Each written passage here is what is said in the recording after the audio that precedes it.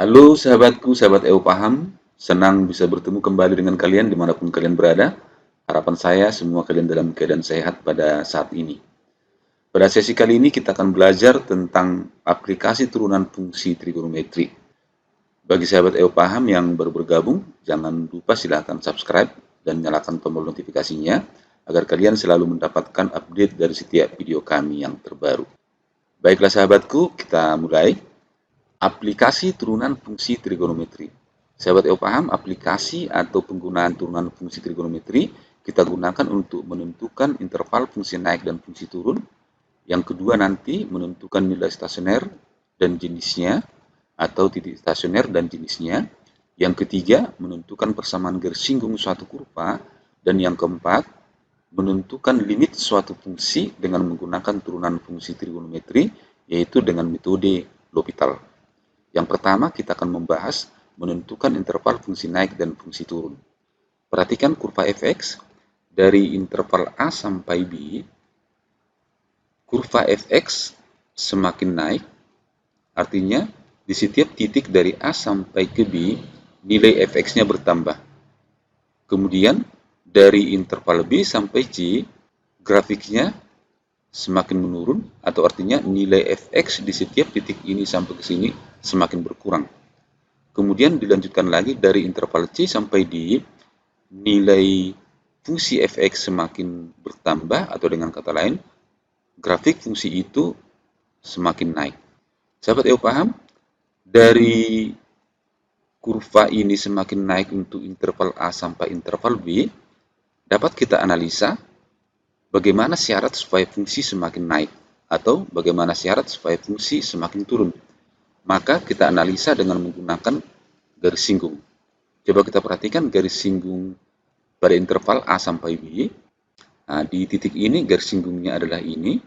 Di titik ini garis singgungnya adalah ini. Di titik ini garis singgungnya adalah yang ini. Di titik puncaknya ini, yaitu untuk X sama dengan B, garis singgungnya adalah yang berwarna hitam ini. Perhatikan warna hitam ini sejajar dengan sumbu X. Kalau kita lihat, garis singgung yang berwarna biru ini ternyata semuanya miring ke kanan, atau dengan kata lain, mendekati sumbu X positif. Ingat tinjauan kita mengenai garis singgung, jika sebuah garis singgung miring ke kanan, maka nilai gradiennya selalu positif.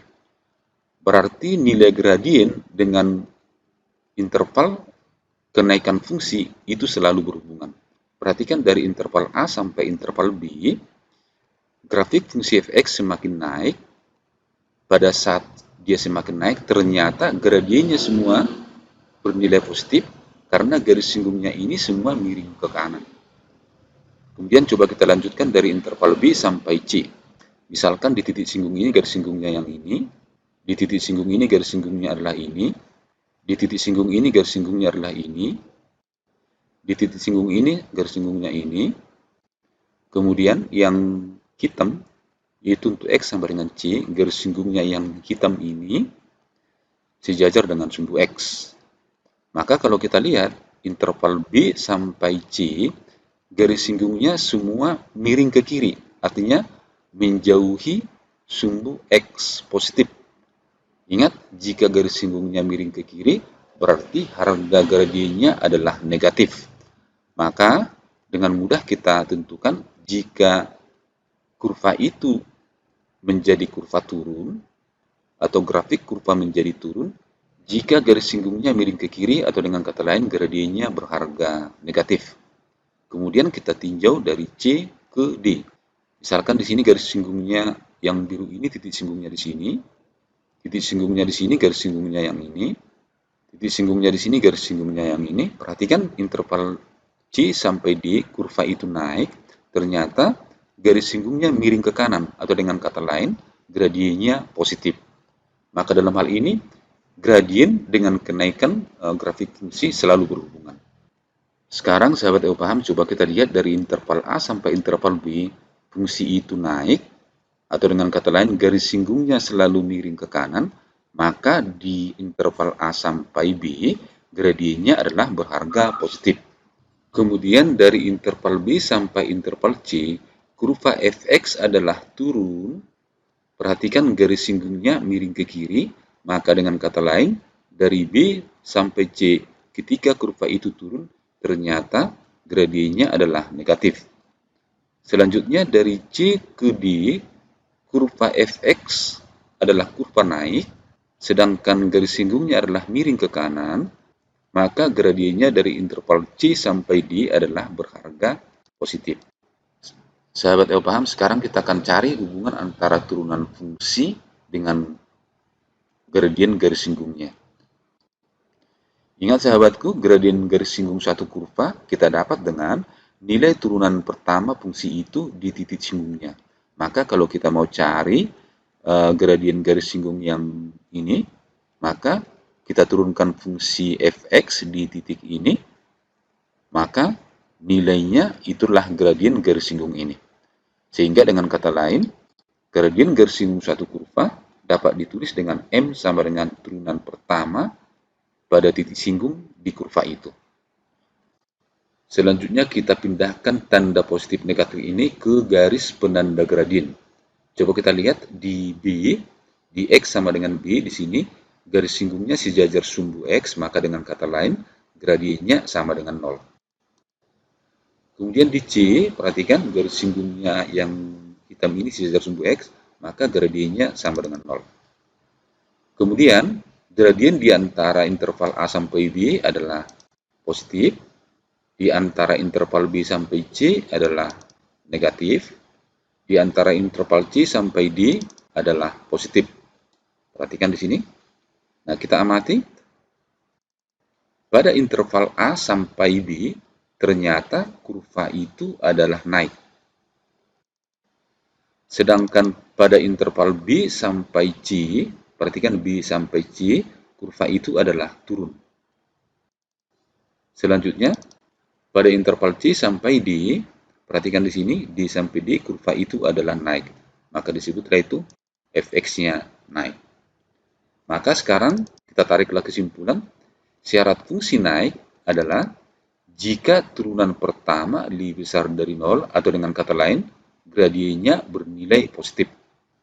Kemudian syarat fungsi turun adalah jika turunan pertama fungsi itu lebih kecil dari 0, atau dengan kata lain, gradiennya bernilai negatif. Kemudian yang ketiga, syarat fungsi tidak naik dan tidak turun, atau disebut fungsi stasioner. Perhatikan di sini, garis yang hitam, garis singgungnya ini tidak naik dan tidak turun karena sejajar dengan sumbu X. Demikian juga di sini, artinya ini tidak miring ke kiri atau tidak miring ke kanan. Maka disebutlah di sini, syarat fungsi stasioner atau tidak naik dan tidak turun adalah kita sebut f aksen X sama dengan 0 atau turunan pertama sama dengan 0, atau dengan kata lain gradiennya sama dengan 0.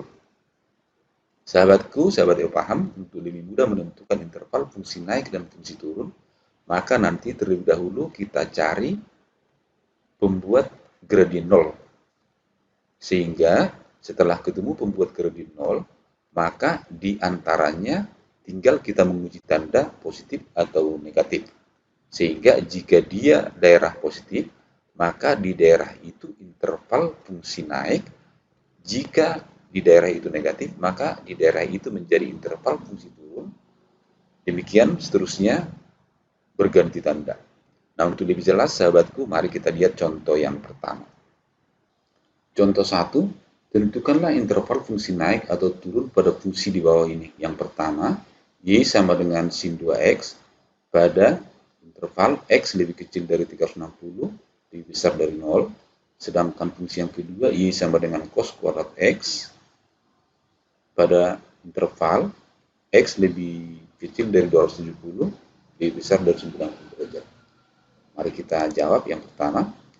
Y sama dengan sin 2X, berarti langkah pertama kita cari turunan dari Y sama dengan sin 2X.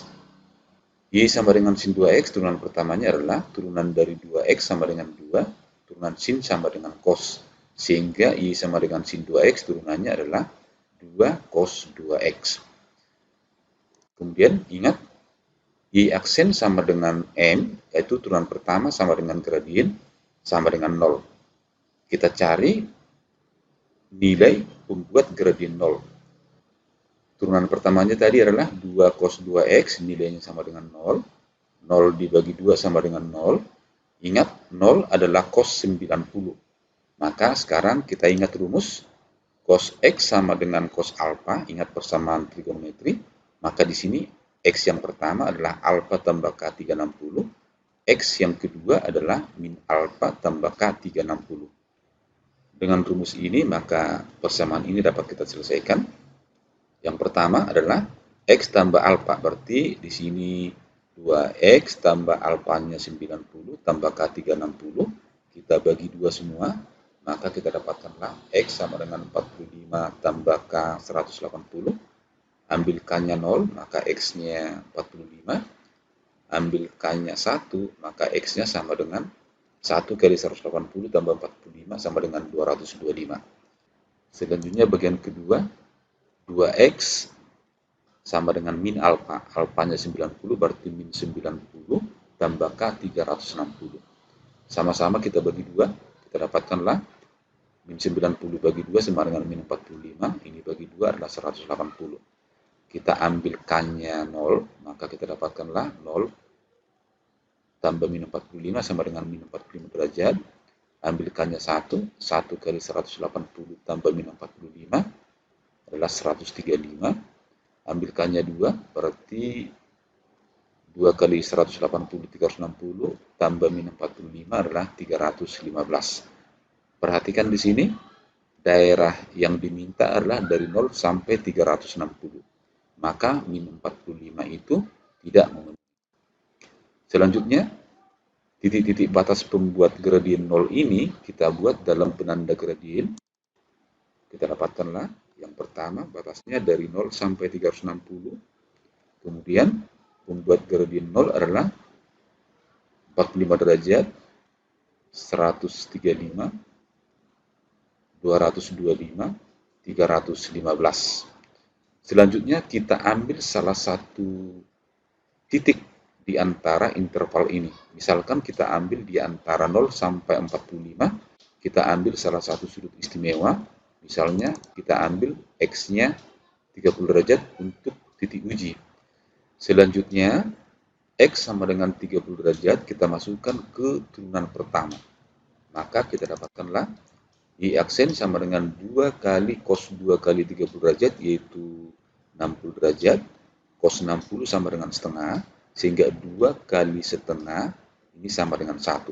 1 ini adalah bilangan berharga positif. Atau dengan kata lain, gradien di interval 0 sampai 45 derajat, gradiennya adalah positif. Selanjutnya bertukar tanda, 45 sampai 135 negatif, 135 sampai 225 positif, 225 sampai 315 negatif, 315 sampai 360 adalah positif. Ingat di sini ditanyakan interval fungsi naik atau fungsi turun. Maka dengan mudah sekarang kita buat intervalnya. Interval fungsi naik didapat pada daerah yang bertanda positif, sedangkan interval fungsi turun didapat pada daerah yang bertanda negatif. Sehingga interval fungsi naik didapat pada yang pertama bertanda positif, X lebih kecil dari 45 lebih besar dari 0, atau yang kedua, X lebih kecil dari 225 lebih besar dari 135, atau yang ketiga, X lebih kecil dari 360 atau lebih besar dari 315.